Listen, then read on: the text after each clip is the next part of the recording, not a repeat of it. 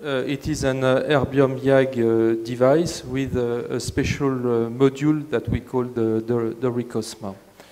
The wavelength is 2,936 nanometers, and what is really original is this space module. RICOSMA stands for Space Modulated Ablation Module. So the pulse we use is between 1 and the pulse frequency between 1 and 4, and the fluence that we can use is usually is low. It's between 2 and 3. With just one beam, you have at least 10,000 micro beams, and this is the module. So this is the really noble part. Regarding all these techniques, you have two mechanisms for regenerative medicine. You have the indirect mechanism and the direct mechanism. And as you are going to see after, with the RICOSMA, we have both at the same time. So the indirect way is used, for example, with the peelings or with some ablative lasers. A mechanism, an indirect mechanism that is going to produce growth factors, and these growth factors are going to inform the fibroblast, and then subsequently you have the production of collagen. And the direct way, for example, is used with the PRP. The PRP is going to have an influence directly on the fibroblast, and the fibroblast is going subsequently to produce the collagen.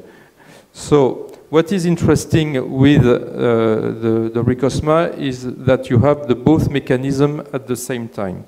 On the superficial layer, so you have a destruction of very, very small pieces of epidermis, which diameter is 50 micrometers, the diameter and also the depth. And thanks to this superficial mechanism, you are going to have an indirect information to the fibroblast for the production of collagen. But what is very interesting is that you have also a direct mechanism thanks to the acoustic waves. So how it works in these techniques is it is used as an advantage.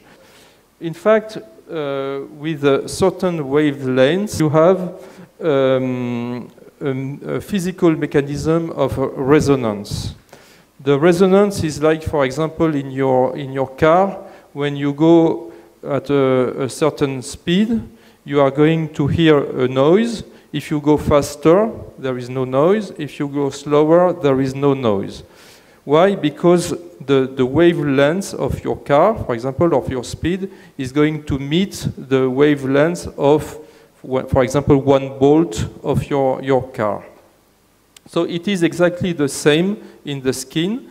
The wavelength of the laser is going to meet the natural wavelength of some structures of the skin. But this is not sufficient. When it happened, of course, with the mechanism of resonance, the energy is increasing, but this is not sufficient. What is going on is that you have also a mechanism of interference. The acoustic waves cross one with the other. So then you have an interference. And when you have the interference, the energy increases even more. So this is going to stimulate directly the fibroblast and then to produce the collagen. And how it works exactly, it depends, in fact, of the distance between the holes. So the genius of the physician, the physicist that invented this device is to find out the exact distance necessary between two holes to get this specific interference. What the genius also of this technique is that you have an effect on the epidermis, you have an effect in the depth, up to 6 millimeters in the depth, but you have absolutely no effect where the receptors to the pain are. So this treatment is not painful at all.